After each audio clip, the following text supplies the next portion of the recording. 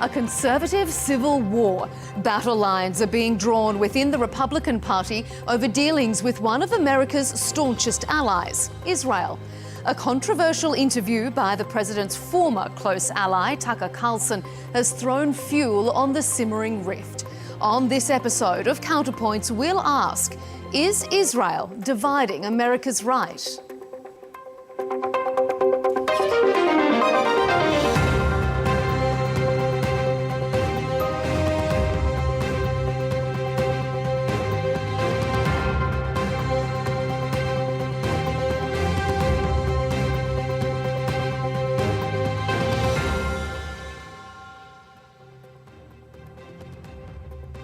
The grand old party is in a grand old fight. Republicans are battling an identity crisis. President Trump has promoted an ideology of, among other things, America first and free speech. In doing so, he's shaped the party in his image, but now many of those MAGA converts are questioning whether he's practicing what he preaches. And in Trump's inaugural, he says famously, a new vision will govern our land. It's going to be only America first, America first. And I said, that's me. Like, that's what I believe. Yeah. I'm an American nationalist. Me too. Fully at this point.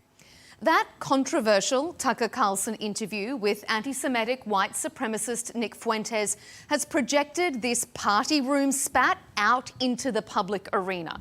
Both have used their public platform to accuse establishment Republicans of being Israel first, not America first. That, in turn, has sparked allegations of anti-Semitism. The Carlson controversy has also exposed a broader rift over whether or not the party wants to covet or confront offensive far-right messaging. On this episode, we bring together two Republicans to debate if unequivocal support for Israel is dividing the GOP. Are we witnessing the rise of the woke right?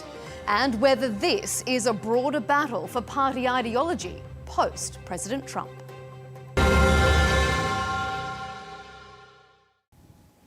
Well, joining us for tonight's discussion is Shabbos Kestenbaum, a political commentator for PragerU, an independent American media organisation and advocacy group, and also on our panel, Scott Greer, a writer, podcaster and columnist at The American Conservative, whose work can also be found on his highly respected Substack. Gentlemen, welcome to Counterpoints and thank you so much for being here. Well, internal fighting within the GOP is getting nasty, and it all centres around US support for Israel. You've got avowed MAGA supporters accusing some Republicans of being, and I quote, seized by a brain virus. And then you've got establishment Republicans accusing some MAGA supporters of being anti-Semites. So let's start with you first of all, Shabbos.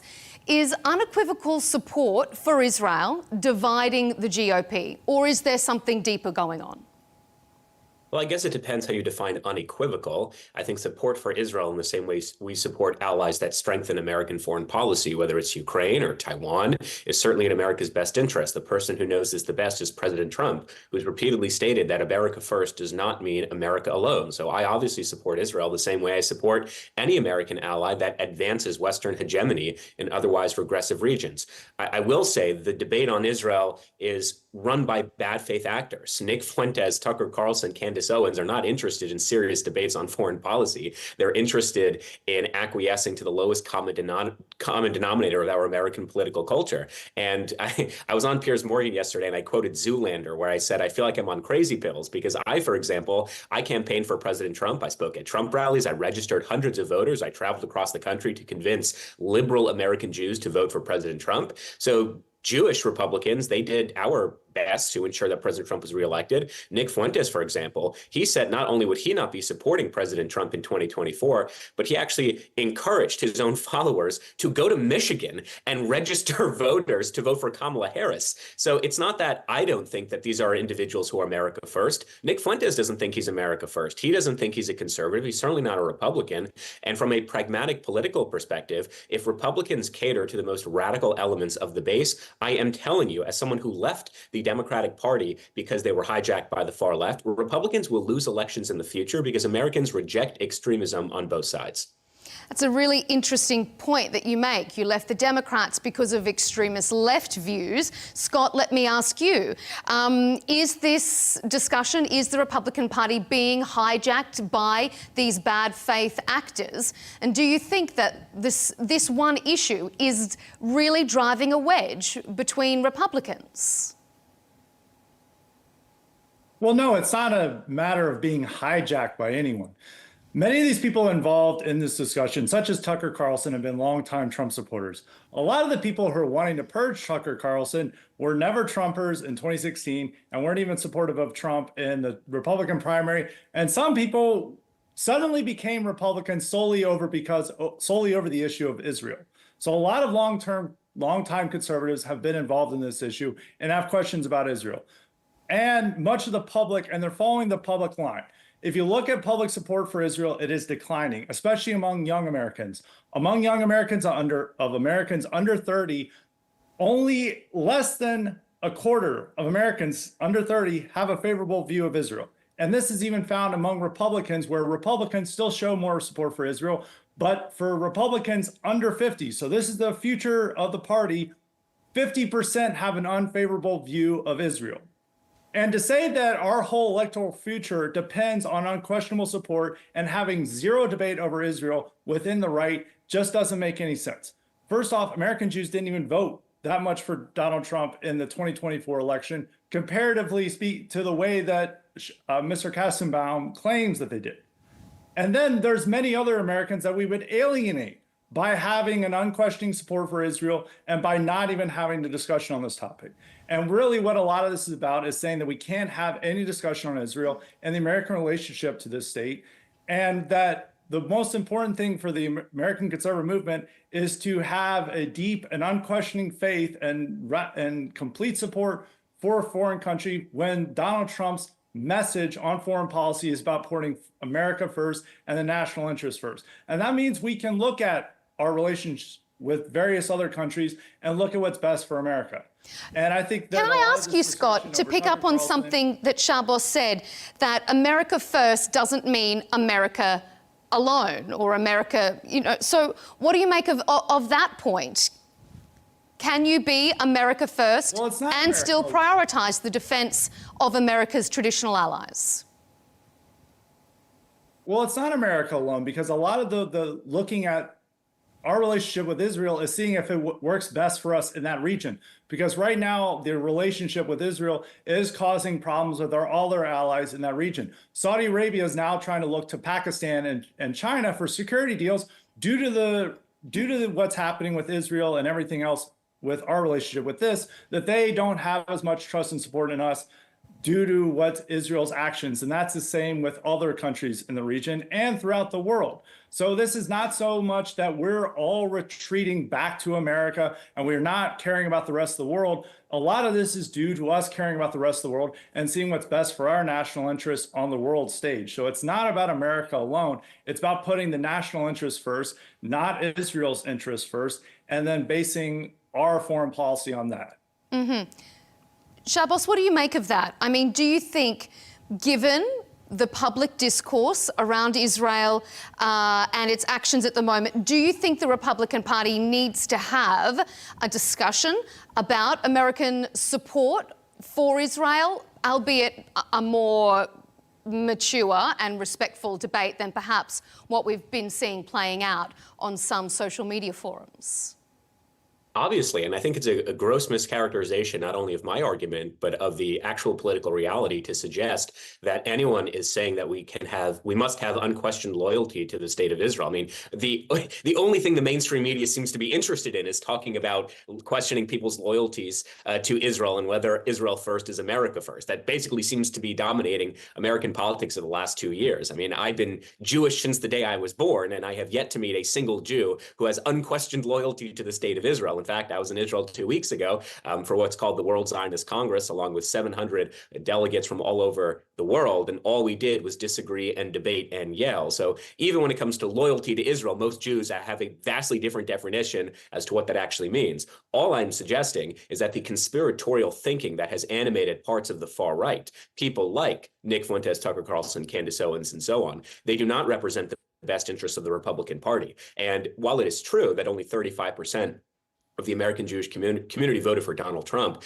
that is the most votes that any Republican nominee has gotten from the Jewish community since Ronald Reagan. So they made tremendous inroads. 45% of New York Jewry voted for Trump, 40% of Ohio Jewry voted for Trump, 40% of Pennsylvania Jewry voted for President Trump. So these small differences in percentages actually make tremendous differences in swing states like Pennsylvania and like states like Arizona, where it really did make a difference. But again, there's not a single Jew on planet Earth, nor is there a single conservative on planet Earth who will say that you must have unquestionable loyalty to the state of Israel. To Scott's other point pertaining to how our relationship with Israel is actually harming our interests elsewhere, that's why Israel and Saudi Arabia should be part of the Abraham Accords. That's why President Trump has been advocating that for months on end. That would be certainly in the best interest, not only for regional peace, but also for America's interest. You know, Israel gives the United States military intelligence on a daily basis that vastly outweighs the qualitative military sharing that any other Middle Eastern country gives to the United States. The Mossad has prevented terrorist attacks not only on American soil, but really across the world. Yes, it's true that Israel receives roughly $3.5 billion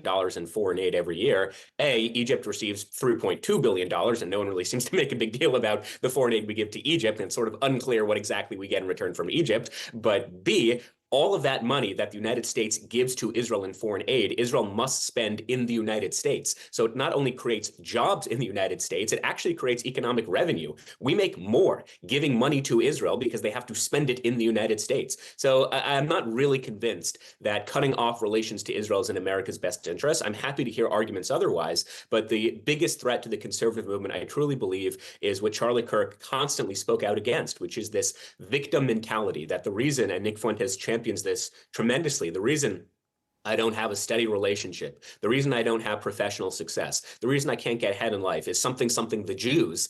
That's just a silly, unconvincing argument that very much will alienate a large swath of the American people. And I encourage the conservative movement to do whatever they can to rid themselves of this cancer. Scott, what do you think? I mean, first of all, do you agree with the characterization of Tucker Carlson, Candace Owens, Nick Fuentes being a destructive far-right element within the GOP? I would not say that it's so much of a destructive far-right element to question Israel and other things, because they're trying to lump in all these different groups who they've had, that a lot of the old guard conservatism have problems with, that it's not just relating to Israel, it's also relating to questions of immigration and even other certain topics that they have not wanted to discuss on any other matter. And you've already seen this with some of the right-wing civil war, is that recently a former board member who is leader of the powerful conservative group, or an influential conservative group called ISI, made this stunning declaration saying that conservatism needs to clear out all these different people who question all the conservative platitudes of the past, that we have to just stick to Bill Buckley and limited government and free market worship, and we can't do anything else. So the real problem is people like Patrick Deneen, who has he's not an extremist of any sort, but he questions some of the conservative platitudes of the past, that we need to eliminate these people. And a lot of certain personalities, Ben Shapiro and Mark Levin, are trying to have a cold clear out of new right elements over this fight. And even though Shabbos is saying that that there's no conservative who's demanding unquestionable loyalty for Israel, that's not quite true, because Mark Levin and Ted Cruz and many others are saying this, that we cannot have any discussion over Israel within the right. And if you question Israel support for the right, that you're somehow not MAGA, and this is coming from many never Trumpers and people who didn't even bother to support Trump until the very end of the general election in 2024. You know, that's not really the case. There are conservatives who are saying that they can't have a discussion. Now, in the mainstream, there is more discussion of this. That is true. The mainstream media is more willing to discuss and question America's relationship with Israel than it has been in the past. But in conservatism, many people on the other side who are very angry about Tucker Carlson and who he's interviewing with Nick Fuentes and Candace Owens, are also trying to demand that other people be purged for a lot of other reasons.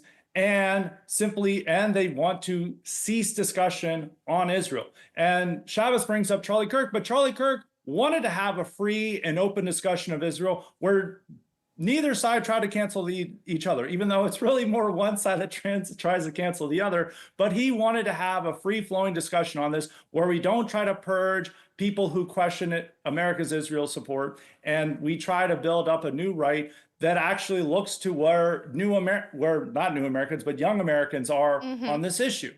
We're going to come to this idea of purging. If we are going to maintain the type of position on Israel that Ted Cruz wants, we're going to have problems winning over young Americans in the future. We're going to come to. Let me just go ahead. Can I just quickly interject? In terms of winning young people for the future, I'm one of those young people that the conservative movement won over for the future. As you said, to be fair, I was 17 in 2016, so you can't really hold that against me. But I did not support Trump in 2016. I did not support Trump in 2020. I only started supporting Trump after October 7th, when I saw that the radicals within my own party were the first ones to call for the eradication of Western civilization. They were the first ones to call to a globalized intifada. I saw how the institutions of higher learning that I was associated with discriminated against the religious identity of Jews, of Christians. And so I started becoming on the Trump bandwagon. And rather than holding that against me, that's actually a really good thing. Trump won because of a strong coalition of people who were disassociated with the Democratic Party, people who are middle of the ground politically, and yes, staunch conservatives. And I am now a conservative. I work at PragerU, and I'm trying to bring forth the conservative mantra, which is why I feel so passionately about this issue. And in terms of the last point, again, I think that's a gross mischaracterization of what Charlie Kirk stood for. There are so many videos, I'm happy to send you, where Charlie Kirk explicitly stated that he would never, in his own words, have Nick Fuentes at a Turning Point USA conference. He would never debate Nick Fuentes because he said there is no room in the conservative movement for conspiratorial thinking. And forget about Israel. I mean, Israel happens to be a good manifestation of this, but forget about Israel. Nick Fuentes is someone who has explicitly stated that all blacks need to be imprisoned, that we should rape women whom we disagree with politically, that certain Republican state legislators who vote in ways we don't agree with should be shot in the face. So all I'm saying, if these are the types of people that conservatives truly believe we must amplify, we must platform, we must invite them to our conferences, all in this pseudo sense of free speech, I am telling you, as a newly minted conservative, I saw what happened to my party when they cater to the radicals. It will happen to the Republican Party if they cater to their radicals. And again, Nick Fuentes, by his own admission, is not a Republican. So if you want to make aspersions, I don't mean you, Scott, but in general, if one wants to make aspersions that I'm not really MAGA because I used to be a liberal 3 years ago, I mean, sure, it's an interesting point, although it's sort of silly because Donald Trump also used to be a Democrat and now he isn't. But Nick Fuentes, today, as we speak, is not a Republican. He doesn't even identify himself as a conservative. He's someone who identifies himself literally as, quote, Team Hitler. Scott, what's your response to that? Well, on the matter of platforming, I mean, Tucker Carlson was a featured guest and speaker at most TPUSA events, at several TPUSA events, and Tucker and Charlie Kirk were good friends, as Charlie Kirk was with Candace Owens. Of course, there were certain people that he did not want to platform, such as Nick Fuentes, but he was platforming these other voices that many of on the other side who are very pro-Israel want to purge from the conservative movement. And as the people who are succeeding in leadership at TPUSA from Charlie Kirk, they insist that they do not want to purge Tucker Carlson because they want to carry on Charlie Kirk's legacy and allowing him to speak freely. And so there's a fixation to say that there's this one person that we shouldn't platform, and this represents all the people who are criticizing Israel, and that we can't be associated with that. But then it goes in that we can't have any criticism of Israel just because of a certain person's other comments on other subjects. And I don't think that's the way that we should handle this matter. We should be handling this matter on what serves the national interest first, what puts America first, and to look if that's how the relationship with Israel is actually working out. And we can point out to another issue that this is not America alone, is that going back to the Middle East, is that Israel's trying to torpedo the new Syrian regime that we're trying to work with, that they've been bombing this new Syrian government for some reason. And while Trump is trying to work with them and Europe is trying to work with them so they can send migrants back from Europe, which is an important issue for the right and nationalists all over the world to try to push, to try to resettle these migrants that have been in Europe and moving them back to their home. And the Syrian government offers this opportunity, but for some reason, Israel is wanting to bomb them and destabilize them, which ends those efforts to accomplish that goal. So I think it's not a matter of, this person said this person said that. It's a matter of looking at the national interest first and putting America first and reassessing our relationship on that principle. Shabbos? Yeah, there are two things I want to quickly say. First of all, you keep saying Israel is bombing Syria for some reason. I mean, you do know that al-Jawlani was hunting Druze in the streets, and then the Druze of Syria asked Israel to have targeted assassinations against the terrorists who were killing them. I mean, you know that, right? There are several bad things going on in the world which we are not able to solve, and that Israel seems remarkably concerned about the Druze, and so do a lot of other pro-Israel conservatives suddenly seem very concerned in Nigeria and distracting us from what's going on in the Middle East to Nigeria. And then they're like, well, we've got to intervene, do this for humanitarian reason to save this particular persecuted group. But that's an insult to America, because America is trying to work with that new Syrian government, and we're trying to offer them protections and try to make them stabilize so that that doesn't become a headache for the rest of the world, like what was going on in the Syrian civil war. And now Israel was trying to threaten that because they're saying, well, there's problems with the Jews. I mean, there are several lingering conflicts from the civil war going on. And then to use this reason to say we need to bomb them and destabilize them, which hurts our national interests, which we're trying to stabilize, and we can, use diplomacy to ensure that there's greater protections for the Druze. But that's not the case. It's to destabilize the region and to destabilize that country, which is not in our national interests.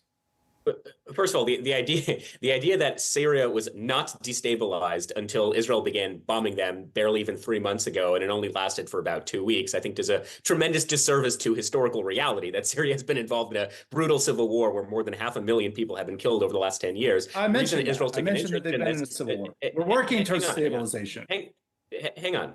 Well, if they're working on destabilization, then how come they stopped the bombing campaign? It's a pretty odd strategy of destabilization when you only have target assassinations for like 3 weeks after your own ethnicity, the Druze people, who I think about 5% of Israel is Druze. I know many Druze in Israel, specifically in Majdal Shams, which is a Druze area that was actually targeted by Hezbollah rocket attacks that killed a dozen Druze children who are citizens of Israel. So Israel doesn't randomly care. It's because the Druze are an integral ethnic minority within Israel. And so the Druze citizens of Israel asked their own government, can you protect our family and brothers in Syria who are being slaughtered by the Jolani regime? And Israel said, sure, because that was in our own national interest. They did not ask American boots on the ground. They did not use American money. This was in Israel's own national security. And it was a very successful campaign, which stopped the killing of the Druze. So I'm not sure why this is sort of a point of contention. But I do want to go back to your first point, because when I spoke about Nick Fuentes, I specifically said, forget about Israel. This really has nothing to do with Israel. And then in your answer, Scott, you mentioned Israel, at least a dozen times. So forget about Israel. I think Nick Fuentes is a danger to the conservative movement, not because he questions Israel. As I keep saying, literally everyone on planet Earth questions Israel, including Jews. I mean, I hope you've been to Israel, and if not, I'm happy to take you. It is a national pastime for Israelis to critique and question and criticize their own government. I mean, literally, it is like the only thing they do. What I will say is, forget about Israel, forget about anti-Semitism. When you have an individual like Nick Fuentes, who is criticizing the religious identity of our second lady, Usha Vance, when you have someone like Nick Fuentes who says that your body, my choice, and we need to rape women, that will be very, very bad for the conservative movement to attach themselves to, should they hope to win elections in the future. And as it pertains to Tucker Carlson, I would agree with you. As Charlie taught me, as he taught millions of Americans, the best way to combat bad ideas is with better ideas. The problem is, though, people like Nick Fuentes and the guest that I was meant to debate on this show, Lily Gaddis, they're not interested in debate or discourse. They are interested in blowing up the political establishment. They say this explicitly, like, you don't have to trust me. Just look at what they say. And I'm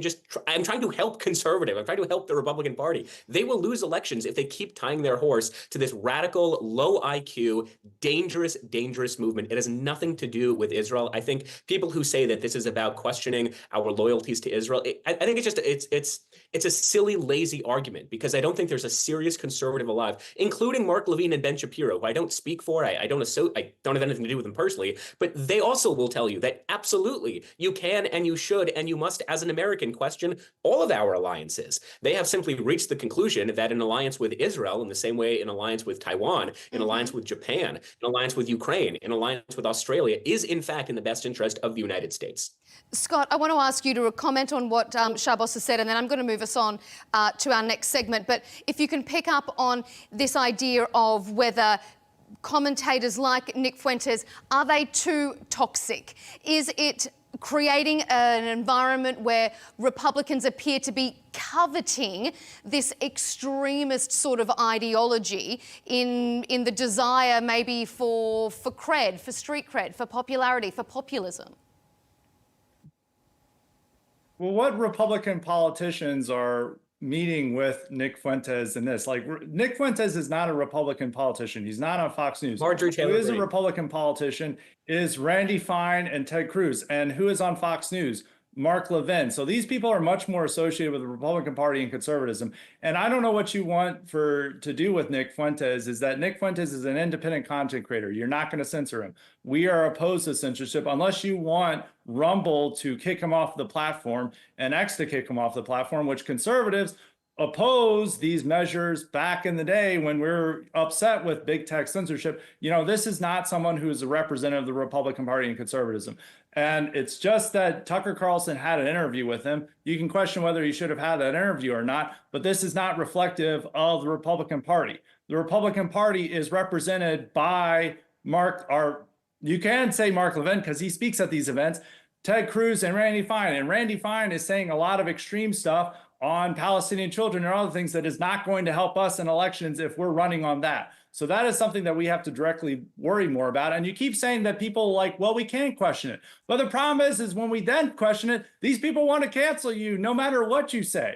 You know, that Mark Levin and others get very upset if you have any discussion about this. So to say that they're open to a discussion is just asinine because they don't appreciate that. And I have been in conservatism for many years. You know, they try to cancel Pat Buchanan for wanting to have a discussion on Israel. They've wanted to cancel Tucker Carlson for years, far before that this discussion was happening over Nick Fuentes. And so it's not just merely saying, oh, well, we're open with a free discussion on Israel, but we just don't want this extremist element. No, it's trying to paint the other side that has criticism of Israel and paint them as these extremists that we don't want, that are going to cost us our election, while ignoring the actual elected lawmakers and focus of the Republican Party that's at odds with the views of young Americans and can cost us more in elections than anything that, you know, the people who are most eager to associate Republican Party and conservatism with certain ideas that are unpopular and saying that this is, oh, they're all full of racists and bigots.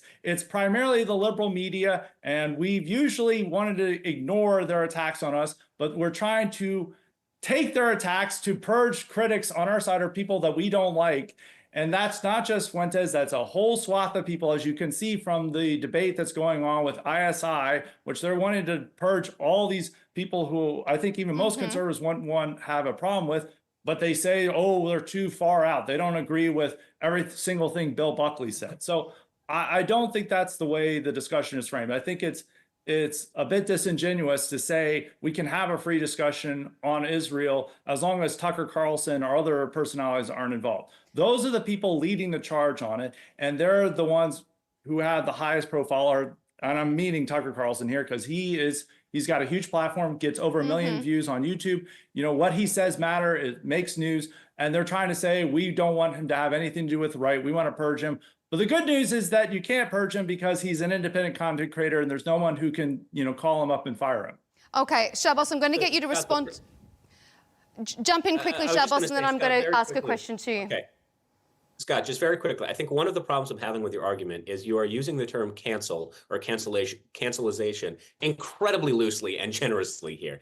As I already conceded, and I believe very strongly, the only way to combat bad ideas is with better ideas. The problem is, though, refusing to engage with people who have stated all the things I'd mentioned before about, shooting Republicans, raping women, imprisoning all blacks, sending Jews to the concentration camps. Refusing to engage with those people is not engaging in cancel culture. It's engaging in common sense. And this used to be a conservative argument, actually, that in the marketplace of ideas, good ideas win out and bad ideas don't win out. And that is why have those debates, but that doesn't mean the Heritage Foundation, for example. It does not mean Turning Point USA, for example, have a constitutional obligation to platform reprehensible individuals. And again, it's not so much that Tucker Carlson platformed Nick Fuentes. And it's interesting that you keep using Israel as the example when ironically, I as the Jew am not. Tucker Carlson in that Nick Fuentes interview, for example, he gave him a pass on literally every single thing that Nick said. So for example, when Nick said, yeah, I know the date December 18th really well, which happens to be a day before my birthday. And Tucker says, well, why? Why do you know the date December 18th? He says, oh, because that's Joseph Stalin's birthday. And Tucker Carlson says, interesting, let's put a pin in that. Meanwhile, he presses Ted Cruz on the exact ethnic population of Iran and its population numbers. I mean, this is not a serious interview. This is Tucker doing exactly what Tucker knows he does best, which is amplifying, distorting, and creative friction and fissures within the conservative movement. Okay. So again, this is not a discussion on Israel. This is a discussion on bringing destructive, nefarious forces who themselves don't believe in conservative values into the conservative movement. And again, it is not cancel culture. It is common sense. And if we engage with reprehensible individuals like Nick, we will lose elections. Okay, I'm going to come back to you on that because this leads me right into the next sort of subject area I want us to cover. Because it's not uncommon for political parties to consist of many different factions and groups of thought. But recently, as you've both been pointing out, we've seen Republicans such as Florida Congressman Randy Fine and Fox commentator Mark Levine calling for people like Tucker Carlson to be purged from the party. And this is causing a bit of an identity crisis for Republicans who rallied against cancel culture, as you've been saying, Scott, but now appear to want to cancel Tucker Carlson and others. Shabbos, are we witnessing then the rise of the woke right?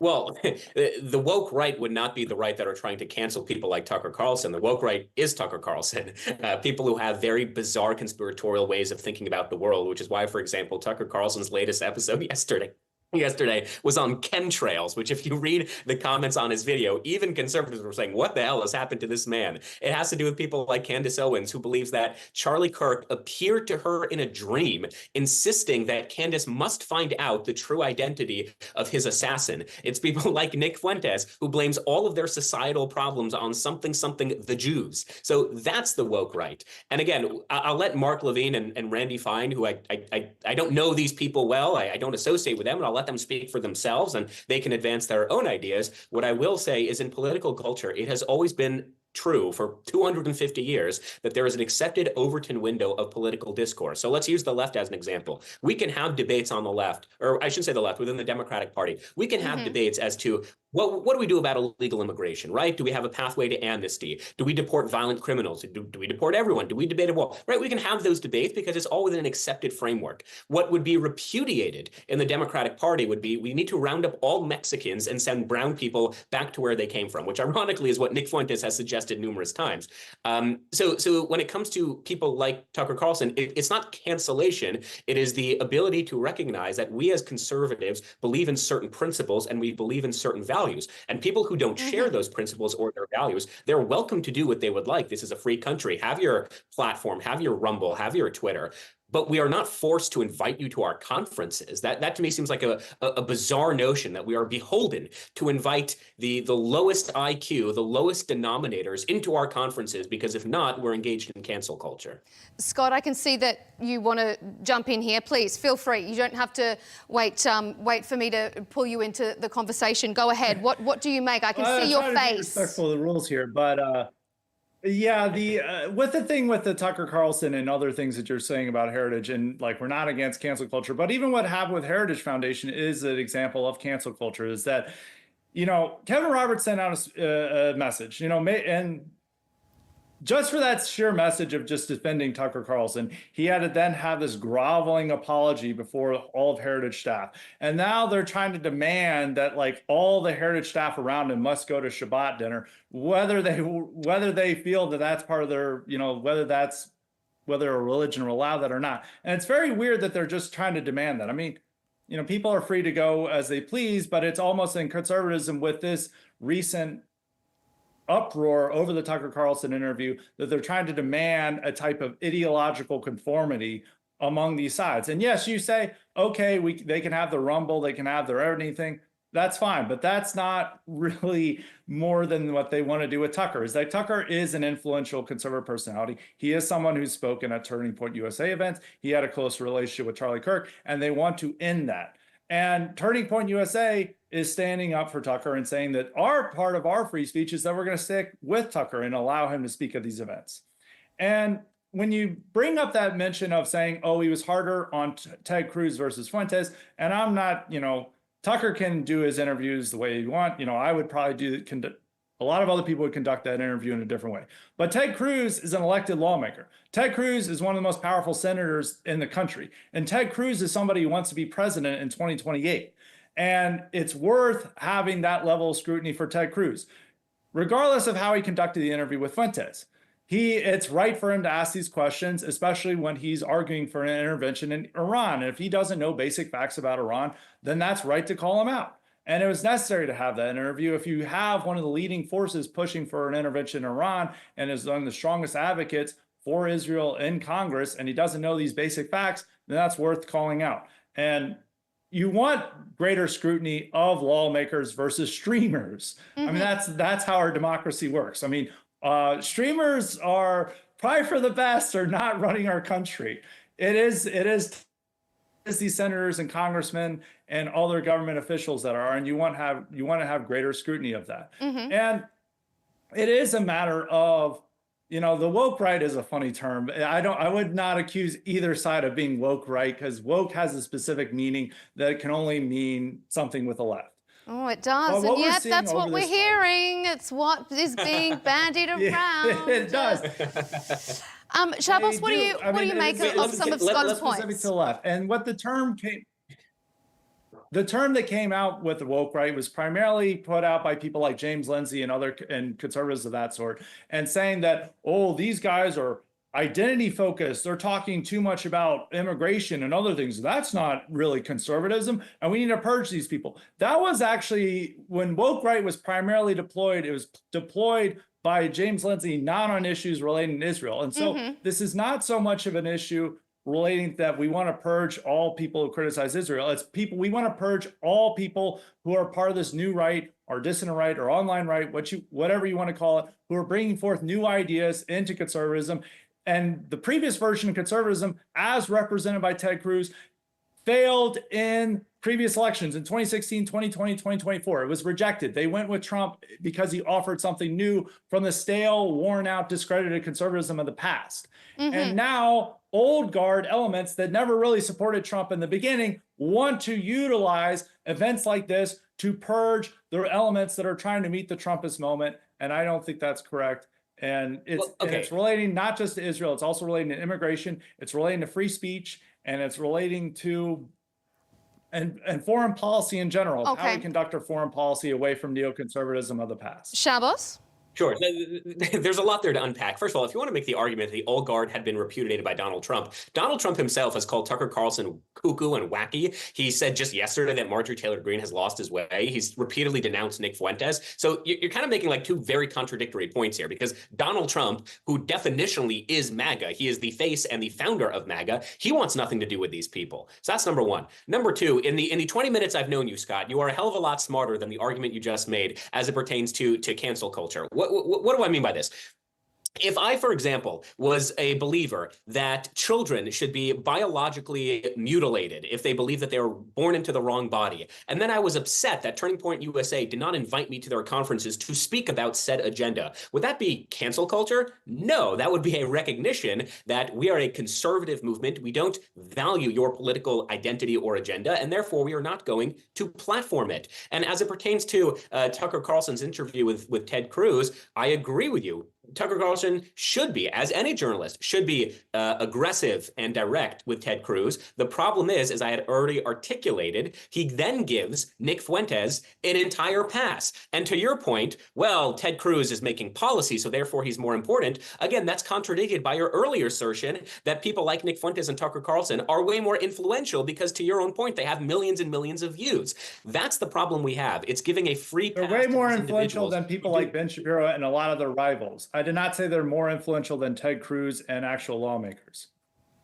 Sure. Okay. They're not as influential. You're missing the point here. The point is we need to be as intense and scrutinize the points of all individuals who are seeking to claim a stake of leadership within the conservative movement. So I think there's a lot more to unpack, but I'll leave it at that. Essentially, is let's not sort of quibble on semantics and quibble on minute minorities, political differences within our party. And let's focus on the big picture here that, as I keep saying, we will lose elections if we acquiesce to these types of individuals. It leads us into this third and final segment, actually, perfectly, because, you know, I think, Scott, you've also mentioned this idea of the new right, these new ideas. What's it going to look like as we come into the next election cycles? It's pretty clear that some parts of the president's base aren't happy with the direction of travel. Recently, many have denounced his comments on Fox News back on Tuesday regarding the need for more legal migrants to come to America on specialist H-1B visas, as just the latest example that they have platformed of the president backflipping on his America First promises. There is a clear dividing line between establishment Republicans and the more purist America First base. So, Scott, to go back to some of your earlier points, do you think that all of this infighting will determine the direction of the Republican movement, America First, or the MAGA movement post-Trump? Are we now reshaping the Republican political landscape? Oh, absolutely. Even if you look at the backlash towards Trump's comments, which I think Trump's comments were more of a matter of poorly thought out language, or not even really understanding what H-1Bs are. You know, I'm a Trump supporter, but sometimes he gets his doesn't say the right things in these interviews. But it's good that you have a backlash to let the administration know and Trump know that the base absolutely opposes this. But even that comment, you know, a Republican president, say, you know, George W. Bush, if he was making these type of comments, most Republicans were like, we need more legal immigration. We like that. That's patriotic. But now you see how the MAGA base reacts, not just to illegal immigration, but to legal immigration. That the idea that anyone could potentially offer support for H-1B visas, which the average conservative wouldn't even known about, you know, 4 or 5 years ago. But now it's a serious issue among really are the people who are most into conservative media content. That's showing a major shift in the party. And very few people in the party openly advocate for an amnesty for illegal immigrants anymore. Pretty much everyone in the party now has to oppose amnesty for illegal immigrants. And now the battle is over how much legal immigration we should restrict. You know, there's still a lot of people in the party who have not moved in that direction, particularly in the old leadership and a lot of the old guard of conservatism. But there's this push forward in that direction. And it's also on foreign policy. You would have never seen Republicans question, you know, support for Ukraine and all these foreign commitments that we have in the past. And we would never even, they would have all said, like, you can't say America first. That's a bigoted term we left in the past. But now it's a term that is mainstream and popular. And yet even people like Ted Cruz want to utilize for their own side, which even though it might not be very America first. So it's definitely a new right that has shifted. And we're seeing these debates play out all the time with the comments relating to Trump's comments on H-1Bs and in the Tucker interview and the desire to push Tucker out of the conservative movement.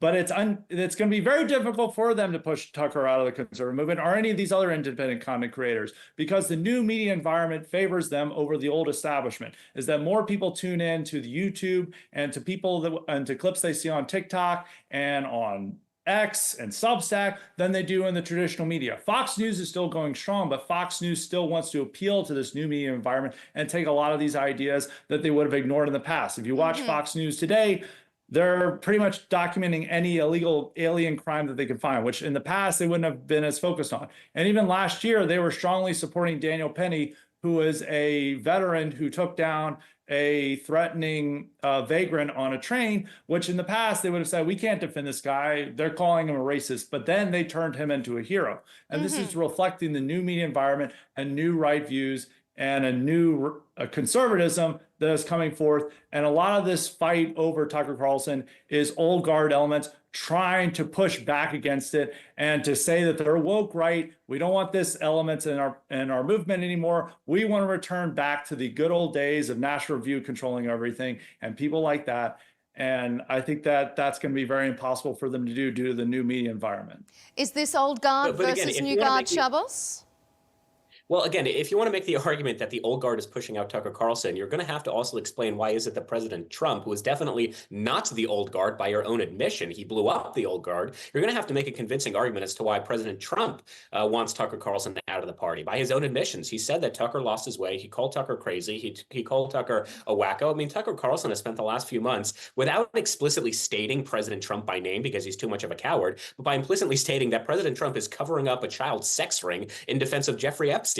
Again, he won't say President Trump by name because he's afraid, but that's his podcast for the last 6 months. He was saying that President Trump was going to start World War III by attacking Iran. I mean, I think it was both him and Dave Smith who had on their pinned Twitter account that if we attack Iran, we're going to have hundreds of thousands of American soldiers dying. And of course they were wrong. And I just want to make one other point that I forgot to respond to earlier in terms of Kevin Roberts, which again, Scott, you're obviously a much smarter man than I, but you know that the attack against Kevin Roberts was not that he was defending Tucker Carlson. The attack was that he said that there was a venomous coalition of, these outside shadowy forces who are trying to silence him, which is an obvious nod to, again, this conspiratorial thinking of the far right. And no one is demanding that you must go to Shabbat dinners, otherwise you are anti-Semitic. This, again, is a classic fringe talking a lot point. of people were demanding that of So certain staff members, hang on. which I'm not saying you are, but there were individuals such as Bethany Mandel and others who were demanding. Hang on. You've been very respectful up until this point. Let's not break it. You can respond. So let me make the point. This whole Shabbat dinner thing came about. My friend Bethany Mandel, she was part of this task force just to recommend what Heritage can do. And out of like the 14 points, one of them was, why don't you invite, as a total voluntary optional basis, people to Shabbat dinner? And by the way, as someone who gets invited to Shabbat dinners the whole time, believe me, you can say no. And Scott, I don't know where you live, but next time you're in LA, you're more than welcome to come to my house for Shabbat dinner. And if you say no, I will not call you anti-Semitic, because believe me, there is no one on planet Earth who believes it's anti-Semitic. There was no one who was saying you must go to Jewish people's houses for Shabbat dinner. So again, it's just this bizarre conspiratorial talking point that people like Nick Fuentes constantly talk about to create divisions within the conservative movement. And the last point, which is really to address your question, I will say there are healthy debates and disagreements and dialogues. That is good. That's what conservatism is. That's kind of what the left doesn't do. We don't have ideological uniformity. That's a really healthy thing. So whether it pertains to, I'll mention Israel, whether it pertains to our alliance with Israel, whether it pertains to illegal immigration, whether it pertains to tariffs, let's have those debates. Let's have those disagreements. But let's not be fooled by the fact that there are these nefarious actors who don't want any healthy skepticism or debate or disagreement. They want to, as I keep saying, imprison black people, deport brown people. I mean, these are not people we should be inviting in. And yes, I will mention William Buckley. I'll stick up for him. He was absolutely right to purge his movement of the John Birch Society, and the conservative movement was strengthened as a result. And then lastly, as it pertains to illegal migration and legal migration, absolutely, we need to have a serious discussion as to who are the people we are allowing into our country. How is it, for example, that someone like Mahmoud Khalil, who literally lied on his visa application to the United States, was granted a foreign student visa, and then when he called for the eradication of Western civilization, when he took part in protests at Columbia University that held maintenance workers hostage, how is it that he was allowed into this country? How is it that Mehdi Hassan, who was a low-level journalist for Al Jazeera, who compared non-Muslims to pigs and monkeys and cattle, how the hell was he allowed into this country? So obviously we're in agreement that illegal immigration must stop and border crossings are down, what, like 99%? But now we must pivot to who are the types of people we are allowing into our country, because certainly we want, we desire, and we need immigration, legal immigration, but also the right kinds of legal immigration. Scott, I'll give you a right to reply on that before we have to wrap up. One quick point about Tucker. But I think it is, Tucker, for the most part, is still, as far as I know, a Trump supporter. And he also earns the right to have some criticism of Trump. Now, I'm not going to defend his over-the-top statements that World War III is going to happen and all that.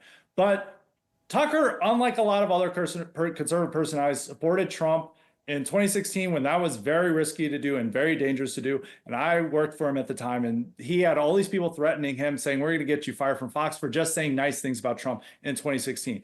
And then for the 2024 primary, when many of the people are trying to say he's not MAGA and trying to purge him, and I'm not accusing you, even though I'm not sure if you were affiliated with conservatives at the time. If you were, that's that's that. But there were other people who were very anti-Trump at the time, very supportive of DeSantis and wanting to push Trump out of conservatism, who were fully against Trump, while Tucker was for Trump and supporting Trump. So he has earned the right to have some criticism of Trump. And I think all Trump supporters are able to disagree with policies and statements that Trump made. You see many Trump supporters who are upset about his H-1B comments and other statements about Chinese student visas. I've criticized him on that, but I think we have a right to criticize him on areas of disagreement. And I think just because Tucker criticizes him over his move to Iran, which was, a divisive issue within MAGA, I think, you just say, oh, well, he's no longer MAGA because he disagreed with Trump on this certain area. I don't think that's a correct position to have. I think Trump supporters are able to disagree with president's actions without going full anti-Trump. So what about the fact that Tucker Carlson has repeatedly insinuated that Donald Trump knows that there's a child sex ring that implicates almost all national security government officials, yet he's not releasing the Jeffrey Epstein tapes? Well, several MAGA commentators were upset about how he handled the Epstein files and other things. I'm not going to defend that statement on how he is, but many other Trump supporters were upset about that. If you look at the people who are running Rasmussen Reports, which is a polling firm that is very MAGA, it's a conservative institution, they were also critical of how the Trump administration was handling the Epstein files. So were many other MAGA commentators. So this is not that Tucker is an outlier. And if you're going to purge Tucker over that, you're going to have to purge a lot more conservatives as well. But hang on, I'm not saying purge Tucker Carlson, and I think you're misunderstanding the question. It's not about how he handled or mishandled Jeffrey Epstein. If you go on Tucker Carlson's podcast for the last 6-7 months, he has stated repeatedly that there are those in power, and again, he won't mention Trump by name because he doesn't have the balls, but there are those in power who know that currently there is a child sex ring operation. He knows the people behind it, and he's refusing to release the tapes or the files, whatever, because he would be implicated. So that's not like we disagree with how they handled the releasing of the Epstein files. That is like Donald Trump is implicated in them. As I said previously, several other people are making this. I'd have to look at the tapes and say what he says specifically, because several conservatives who are talking about Epstein still say that it's people in power, but they're not implicating Trump. So I'd have to see on that matter with Trump. But I still What about the fact that Tucker Carlson is implicated? In other areas, he has earned the right to disagree with Trump on other policies due to his past support. And I think Trump supporters can disagree with Trump on statements and actions he takes. Okay, before we get to bogged down. In 10 seconds. So let me just ask one last time, because I just want to have a clear answer from you. What about the fact that that Tucker Carlson has implicitly stated that Donald Trump is in fact implicated? Well, if he explicitly stated, that's a difference. If he implicitly states, he could be referring to anything else. Okay, and I also need to say that the president has repeatedly denied any involvement for the sake of accuracy and legalities here. He's not the president has denied. The only person, hang on. The only person who thinks that Donald Trump was actually involved in the Jeffrey Epstein sex scandal is actually Tucker Carlson. Okay. Before we get too bogged down in Jeffrey Epstein, this could absolutely be a debate for next week. It is something that Counterpoints may revisit. We've done an episode on this in the past, and it looks like we may need to pick it up again. But, gentlemen, I'm going to have to wrap it up there before we get too far over time on a whole brand new topic, because it's been really interesting having both of you express views on the current and perhaps the future ideological path of the Republican Party. Thank you to both of our guests. Shabbos Kestenbaum, political commentator for PragerU, and Scott Greer, writer, podcaster and columnist at The American Conservative. Thanks for being here on Counterpoints. And thank you to you at home for tuning in to this episode of Counterpoints. To keep up to date with our latest debates and one-to-one interviews, be sure to subscribe to Al Arabiya on YouTube and don't forget to follow us on X and TikTok. We'll see you next time.